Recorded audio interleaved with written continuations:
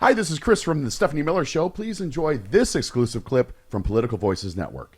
These lights are so bright in my eyes that I can't see too many people out there.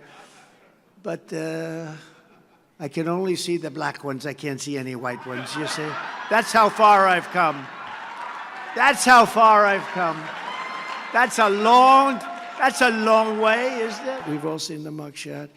And you know who embraced it more than anybody else? The black population. It's incredible. You see black people walking around with my mugshot. You know, they do shirts and they sell them for $19 a piece. It's pretty amazing. There is part of it that you go, like, when people show you who they are, believe them. Like, he's not bluffing. Right. And I think what concerns me, House, I keep saying, it's not just him. It's the whole party is complicit. Right. What's left of it, anyways. Democracy, the rule of law. Can I just say, for the record, that and consider this a finger wag. All the folks who are telling me, if someone tells you who they are, believe them, who didn't vote against Donald Trump in 2016 because they shrugged it off. He had an interview with Chris Matthews where he says there has to be a punishment for the woman. Yeah. I don't want to hear it. I don't want to hear that you're amazed or surprised or you never thought he'd really go this way or I never. He was the only thing that carried him across the evangelical finish line, and they will allow him to commit any kind of worldly crime he can commit. Seriously, he is a holy warrior for this particular thing, for that group of people. Yeah. So he can philander and commit sexual assault and financial crimes to his heart's content as long as he was a hypersonic missile aimed at the rights of women to make decisions about their own body. As long as he does that, they will allow him. They'll give him another term to do whatever the hell he wants. He'll make sure because that no one did that. Will be in his administration that will stop and him. Anybody who's like, I don't know, maybe not. Maybe his, it could be, we need to shake things up. You're an idiot, and that's wrong, and you should be ashamed of yourself, and that shame should inform your future behavior. Yeah, no, exactly. If you're for Trump now, I mean, you're as despicable as he is. Now a warning? Or if you're shrugging off the election next year. Right. That's more my thing, because we can't talk, anybody who likes Trump, we're not talking to those folks. They're, at this point, they've got to be so far gone. Yeah, and it may not be a probability, but it's a possibility. And, this is another professor warning. He says the minute Trump becomes commander-in-chief, he could launch a war, assassinate leaders abroad, and more. Another alarming proposal from Trump's camp involves invoking the Insurrection Act to use the military to put down protests against Trump's government. One professor said such an abuse of power would likely go unchecked, given that a friendly Republican Party will cover for him. And Ruth Bendiat again said, I know of 0 dictators who became more democratic. That's not how autocrats behave. Here she is, one more. The GOP is now, in my opinion, based on my years of study, it's an autocratic party. This is hard for many in America to accept. It is a party now dependent on violence, on the threat of violence, on corruption, because election denial is a form of corruption, and on lying, the big lie. And it's a party that revolves around the priorities of its leader, who is leading as a cult leader.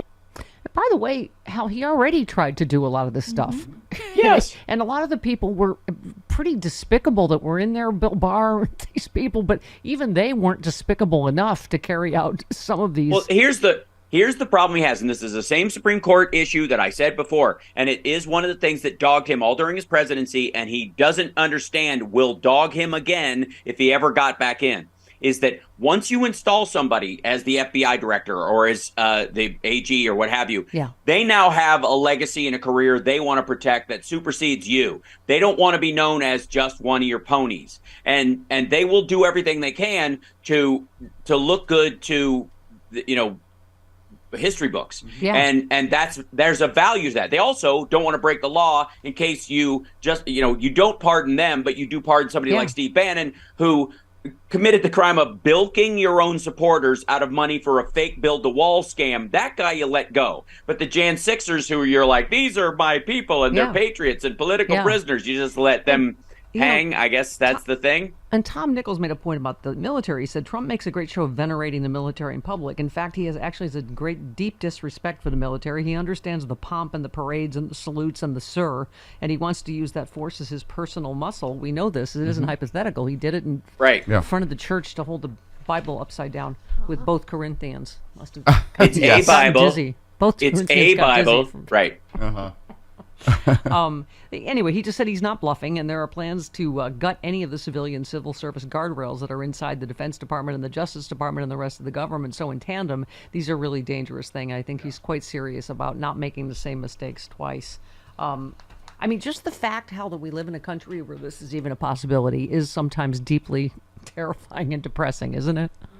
No, Oh, all right. Well, no. It's no. Social media is very noisy about this kind of stuff, but in reality, the average person doesn't want to have any part of it, and that's the thing. The only issue we have is voter apathy, not recognizing the threat of him. But I think increasingly they are, and like I said, because women are more than half.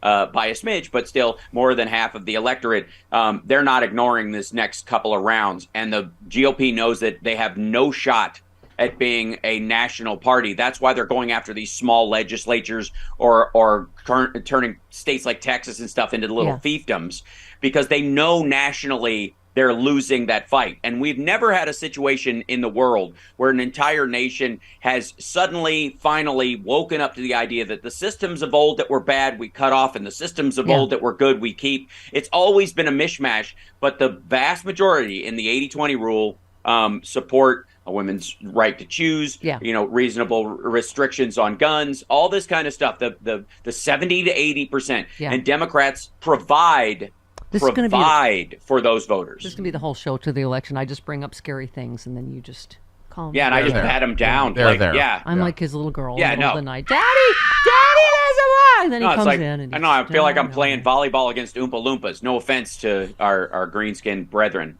But what about this? And you're like, okay, honey. Punk. Nope. Okay. So not at all. Not never. Not. I saved super scary tech nerdy things for you because you understand more stuff about that than I do. Do we need to be concerned about deep fakes, for instance? Yes. NBC has demanded that the Trump campaign official remove a deep fake video featuring NBC's Garrett Hawk reporting, quote unquote, from outside the third Republican primary debate. It features him ostensibly talking trash about Trump's rivals, disguised as a real report. I mean, this is technology that we didn't have back in the. We don't have to worry about it from campaigns or legit sources of any sort, like Fox or somebody putting something together. It's the breathless reporting of a viral video online that nobody knows where it came from, has been making the rounds, and then they use that as an excuse to play it because. And again, that's why Europe and the United States are having, watermarking, especially in the metadata of kind of videos. But again, all you have to do is film your screen to get that stuff up. I got news for you, though. Talk about mutual assured destruction.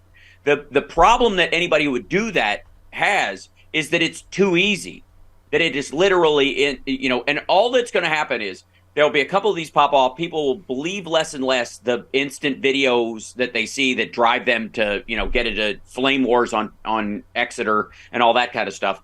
And so it'll be a wash. It'll turn into the buzzing of bees because most people are like, I don't think he really said that. Do you think he really said that? Well, and the minute one of them shows up to be a deep fake, and it won't be that hard because you'll be able to compare it to the original footage. So here's the other. Here's the other, factor is Russia, who, obviously could not be more invested in Trump getting back in. Russia has tricked several U.S. actors on Cameo into spreading falsehoods about Ukrainian President Zelensky. Celebrities like Elijah Wood appear to be sending a personal message to Mr. Zelensky asking him to get help with substance abuse. Russia has long falsely claimed that Zelensky and other Ukrainian leaders are struggling with substance abuse in a bid to win support for their ongoing invasion of Ukraine. So I don't ask me, what I don't know how this happens exactly. I mean, but what's your take on that? Well, no, I'm not worried about it because you have an entire generation of this is mostly aimed at like the 13 to 15-year-old range, which will not be voting next year. More than likely, the vast majority of people who look into that stuff will not be voting in the cycle until the cycle after that, in which time they will be the generation that grew up aware of deep fakes more than any other generation. And they will be more guarded against it and they will lose the knee-jerk reflex that social media created artificially in everyone to overreact to half a video, fights that pick up in the middle, viral videos that start at the point of action but show no context beforehand. Right. The generation right before them has dealt with that. The next one will be like, they'll be watching it like your friend who ruins every horror film. It's like, that's ketchup. Blood doesn't look like that. That's way too orange.